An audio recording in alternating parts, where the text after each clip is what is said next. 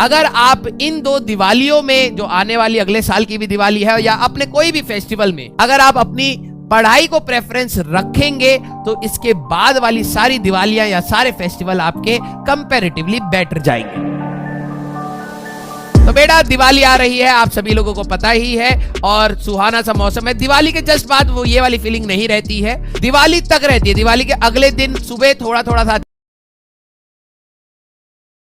अच्छा फील हो रहा होता है जब आप देखते हैं कि आपने कितना पोल्यूशन कर दिया है। हम तो कभी पटाखे फोड़ते नहीं थे, लेकिन दिवाली के बाद सिर्फ आपके पास एक निराशा रह जाती है कि आपने बहुत ज्यादा समय, क्योंकि स्कूल दोबारा खुलने वाले हैं, दोबारा होमवर्क पूछा जाएगा, दोबारा ही सारी चीजें पढ़ाई स्टार्ट करनी है। तो मैं आज सभी लोगों को बोलूंगा कि ये 2 साल आप एंजॉय करिए अपने फेस्टिवल को, बट ये चीज ध्यान रख के कि अगर आपका बैकलॉग है, अगर आपकी पीछे पढ़ाई की चीजें छूटी हुई हैं, तो सबसे पहली प्रायोरिटी ये है कि हम उसको तैयार करें। अगर आप इन 2 दिवालियों में, जो आने वाली अगले साल की भी दिवाली है या अपने कोई भी फेस्टिवल में, अगर आप अपनी पढ़ाई को प्रेफरेंस रखेंगे तो इसके बाद वाली सारी दिवालियां या सारे फेस्टिवल आपके कंपैरेटिवली बेटर जाएंगे। तो आप सभी लोगों से मेरा ये गुजारिश है, आप इंजॉय करिए, लेकिन यस मेजॉरिटी टाइम आप कोशिश करिए कि आप अपने बैकलॉग्स को, होमवर्क्स को, रिवीजन को टाइम दें। ओके, जिनका बैकलॉग बिल्कुल नहीं है, that is a very good thing, बहुत बड़ी बात है बेटा। जो बच्चे रेगुलर है ना और जिनका बैकलॉग नहीं है, मैं तुम्हें लग रहा होगा कि शायद तुम्हें नहीं आ रहा या तुम्हें बहुत सारी दिक्कत हो रही है, क्वेश्चन नहीं हो रहे, सर केमिस्ट्री में याद नहीं आ रहा, मैथ्स के फॉर्मूला याद नहीं हो रहे, फिजिक्स समझ नहीं आ रही, बहुत सारी चीजें हो सकती है आपके साथ। लेकिन अभी अगर मैं आपको बताऊं तो मेजॉरिटी बच्चा समझने, होमवर्क, इन सब से ही छोड़ के अगर देखा जाए तो सिर्फ बैकलॉग से ही परेशान, वो उतना ही नहीं पढ़ पाया है जितना आपने पढ़ लिया। तो जो लोग कंसिस्टेंट है ना, मैंने आपको स्टार्टिंग में बोला था, आपकी कंसिस्टेंसी और अगर आप लगातार साथ में चल रहे हैं, वो भी एक बहुत बड़ा फैक्टर प्ले करता है, बहुत बड़ा फैक्टर प्ले करता है।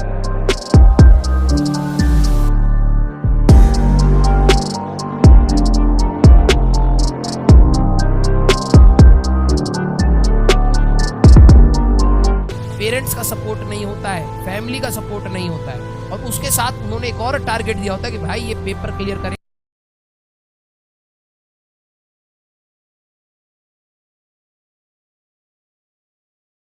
अच्छा फील हो रहा होता है जब आप देखते हैं कि आपने कितना पोल्यूशन कर दिया है। हम तो कभी पटाखे फोड़ते नहीं थे, लेकिन दिवाली के बाद सिर्फ आपके पास एक निराशा रह जाती है कि आपने बहुत ज्यादा समय, क्योंकि स्कूल दोबारा खुलने वाले हैं, दोबारा होमवर्क पूछा जाएगा, दोबारा ही सारी चीजें पढ़ाई स्टार्ट करनी है। तो मैं आज सभी लोगों को बोलूंगा कि ये 2 साल आप एंजॉय करिए अपने फेस्टिवल को, बट ये चीज ध्यान रख के कि अगर आपका बैकलॉग है, अगर आपकी पीछे पढ़ाई की चीजें छूटी हुई हैं, तो सबसे पहली प्रायोरिटी ये है कि हम उसको तैयार करें। अगर आप इन 2 दिवालियों में, जो आने वाली अगले साल की भी दिवाली है या अपने कोई भी फेस्टिवल में, अगर आप अपनी पढ़ाई को प्रेफरेंस रखेंगे तो इसके बाद वाली सारी दिवालियां या सारे फेस्टिवल आपके कंपैरेटिवली बेटर जाएंगे। तो आप सभी लोगों से मेरा ये गुजारिश है, आप इंजॉय करिए, लेकिन यस मेजॉरिटी टाइम आप कोशिश करिए कि आप अपने बैकलॉग्स को, होमवर्क्स को, रिवीजन को टाइम दें। ओके, जिनका बैकलॉग बिल्कुल नहीं है, that is a very good thing, बहुत बड़ी बात है बेटा।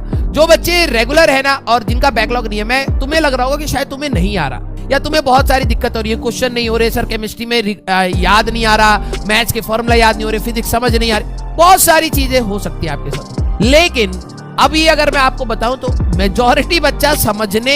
होमवर्क, इन सब से ही छोड़ के अगर देखा जाए तो सिर्फ बैकलॉग से ही परेशान, वो उतना ही नहीं पढ़ पाया है जितना आपने पढ़ लिया। तो जो लोग कंसिस्टेंट है ना, मैंने आपको स्टार्टिंग में बोला था, आपकी कंसिस्टेंसी और अगर आप लगातार साथ में चल रहे हैं, वो भी एक बहुत बड़ा फैक्टर प्ले करता है, बहुत बड़ा फैक्टर प्ले करता है।